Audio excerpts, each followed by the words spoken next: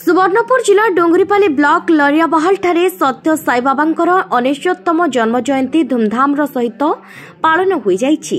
संतोष बारिक तत्वावधान में अनुष्ठित कार्यक्रम रे प्रकाश हाथी और तांकर धर्मपत्नी पूजार्चना करथिले। प्रथमे ग्राम रे संकीर्तन मंडली नगर परिक्रमा करथिले।